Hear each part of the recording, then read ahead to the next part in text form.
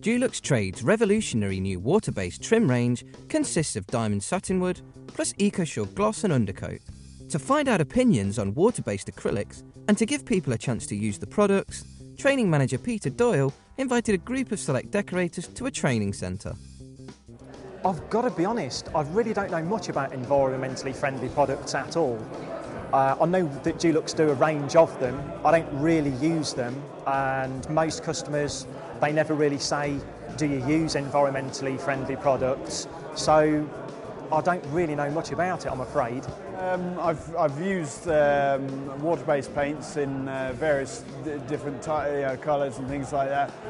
I much prefer using them rather than an oil-based paint. They're easier to apply, they work a lot better for me. It's basically a good product. Well, to be honest, in 50 years of trading, I haven't used them that much. It's a newish thing to me. I'm an old dyed-in-the-wool oil paint man myself, you know. Well, currently I'm finding the water-based paints are really good quality. They're giving good coverage and they're very easy to use, and I just really like them. If client specified it, you know, I'd look into it and see whether I'd be happy to use it, you know what I mean? Would you paint the outside of your house with water-based paint? No, I wouldn't. Okay. Why not? Because I know what oil paints can do.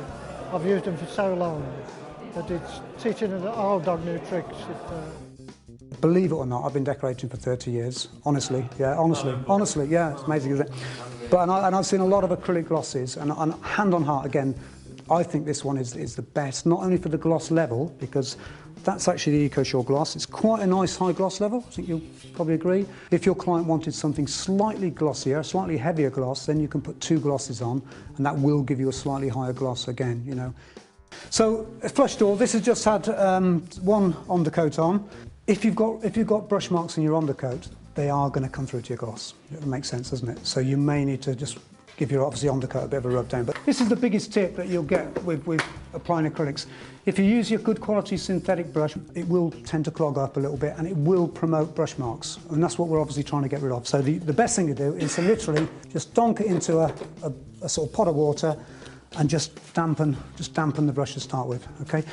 One thing you'll notice the difference between acrylics and the solvent-borne product is with acrylics you can apply them much heavier than you would with a normal undercoat.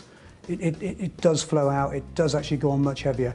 If you get it on, particularly if it's a colour, and you lay it off 10 minutes later, you'll get like a flash and things like that, and it will look like flotation, i.e. 2 different colours because you're flipping the pigment, things like that. So the idea is get it on, lay it off and leave it. Yeah.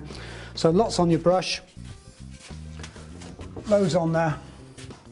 Once you've got it on, like any solvent-borne coating, even it out. As long as you've got an even coating, to a degree, it won't run.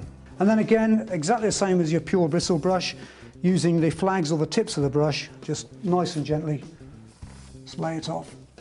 And that way, you'll get quite a decent surface to put your gloss onto. So slightly bigger brush, dampen before we start. The other thing we might need to do, especially with your gloss, is just a damp sponge, and I'm not going to soak it, but a damp sponge, just running a sponge over there. So I'm not throwing a bucket of water on there, I'm just dampening it lightly. And what that will do is it will actually, again, help the flow. Once you've done that, and then it's just a repeat. Again, lots of paint on. So lots of paint on, real good wet coat.